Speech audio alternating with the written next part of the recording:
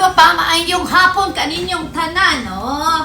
Na-timingan talaga ang ating video-video mga gwapa kasi nga nagpunta kami dito ba sa Gold Coast. So, andito kami ngayon sa Gold Coast mga gwapa. Naghalidi lang kami ng saglit mga gwapa ba kasi nga walang pasok yung anak namin.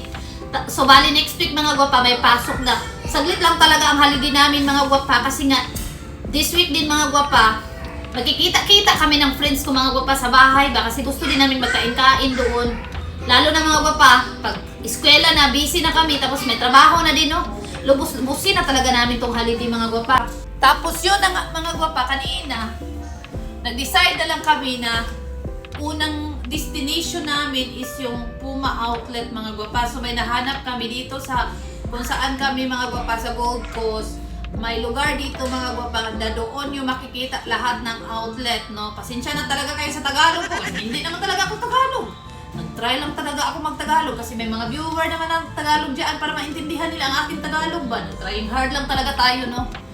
So pumunta kami sa Puma Outlet mga gwapa. Gusto talaga namin na sa Puma Outlet kami pumupunta, no? Kasi nga, ang mumura lang talaga ng mga paninda nila, no? Compare doon talaga sa mga stores mga gwapa, sa mga shopping center. So sa outlet talaga, marami kang makikita na mura, mga discounted prices talaga siya mga gwapa. So today mga gwapa, yung napuntahan pala namin, hindi lang Puma, no, napunta din kami sa Nike, no. May mga sales din sa Nike mga gwapa, which is really very good. Kasi nga, pasok sa budget, magaan sa bulsa mga gwapa, at saka worth it din naman yung product nila, no, Nike at saka Puma. Yung Puma talaga mga gwapa, faithful talaga kami, loyal kami sa Puma. Na kung saan naman loyal kasi kami sa Puma mga gwapa. So may nabili kami kanina, discount lang siya, no. Nag-sale talaga, lagi naman talaga nagsisale yung mga outlet mga gwapa. So ito yung Nike, ito yung bag ng Nike kasi nga nagpunta kami ng Nike, no, binilhan namin yung anak namin. So ayan, ito yung nabili namin sa Nike mga gwapa, ito. Mumura lang to, no, sasabihin ko lang yung price. Ito siya mga gwapa, $50 lang yan siya. Tapos ito yung yung style ng shoes, no? Yan. Ayan yung shoes ng Nike na nabili namin sa anak namin. Tapos yung isa din, size kasi ng paa ng anak namin mga gwapa, ang tangkad kasi ng batang ito, 13 na, no, 13. So tapos nag-request din siya sa tatay niya kanina, gusto daw niya yung sandal. So ito, may nakita kaming sandal, $40 naman yan. So kung iisipin mga gwapa, mura lang talaga siya kaysa pupunta ka doon sa shop na nagkakahalaga ng 100 maybe minimum kung discounted siya, tapos 300, 400, 500 or iwan ko. Kasi hindi talaga ako bumibili sa mga main shops, ay sa mga shops mga gwapa na nasa mga shopping center, no, sa outlet talaga kami. So ito yung sandal na nagustuhan ni JB. Ayan, 13 din to mga gwapa. $40 lang din siya. So, ano lang talaga to siya ha? Review ko lang talaga to. Hindi to siya sponsored sa Nike at siya saka sa Puma. Ano lang talaga siya, ito lang talaga yung own opinion ko, no? Kasi nga, kami loyal kami, especially sa Puma, no? Ayan, ito yung pinapili ko kasi si Babo kanina kung ano yung babagay sa akin, lalo na sa mga kahit sa iba't ibang kulay na dress, kasi pwede to siya sa dress mga gwapa. Ayan, ang ano nito mga gwapa, ang retail price yata nito is, ang retail price niyan is $90. Tapos ngayong araw na to nag-80 siya, tapos 50% less pa siya mga gwapa off sa lowest price niya. So yung $80 dyan na lowest price, 50% dyan, yan lang yung babayaran ko. So ang nabayaran ko dito mga gwapa is $40 lang. Hindi to siya imitate ha. Sa Puma talaga to. Kaso nga lang, ang advantage kasi doon kami pumupunta sa outlet. So next one is, ito naman yung nakita ko mga gwapa. Nakukyutan kasi ako nito. So, ito naman siya. Ang retail talaga yata niya nito is, sa Puma Outlet is yan, $80. Tapos, ngayong araw na ito is ano na lang siya, $59. Tapos, lowest price kasi yung 59 mga gwapa, na half pa yan siya ng 50%, nakulangan pa yan siya ng 50%.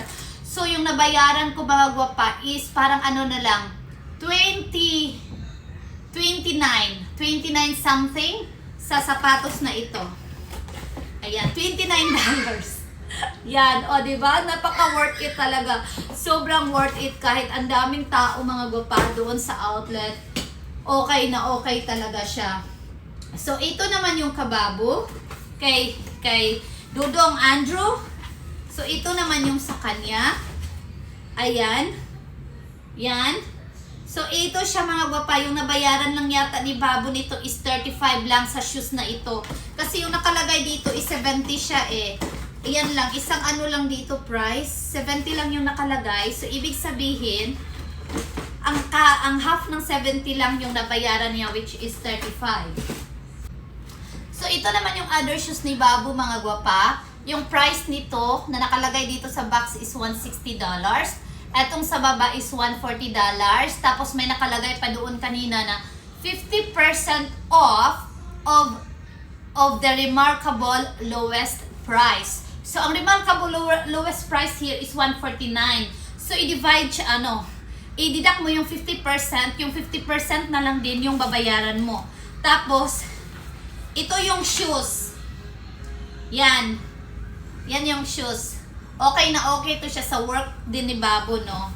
So thankful kami kay God kasi sa sapatos, sa 170 plus, na meron ka, kung pupunta ka sa outlet, makakabili ka na ng 4 types of shoes, no? So, itong lahat-lahat ng ito is more than 200 siya mga gwapa sa 6 na sapatos. Tigda-dalawa kami.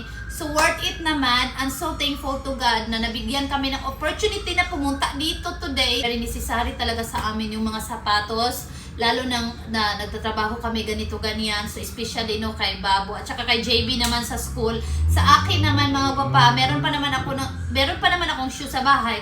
Kaso nga lang, ginagrab talaga namin yung opportunity lalo na pag mga discounted prices. Ito na mga gwapa lahat ng nabili namin. So, 6 yan siya. As what I was saying mga gwapa, hindi ko siya sponsored, no? So, ito lang yung talaga yung own review ko about Nike and Puma.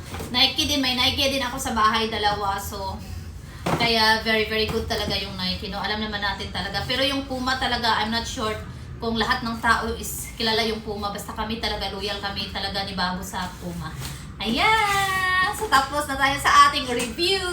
Thank you so much for watching and see you guys next time. Bye-bye!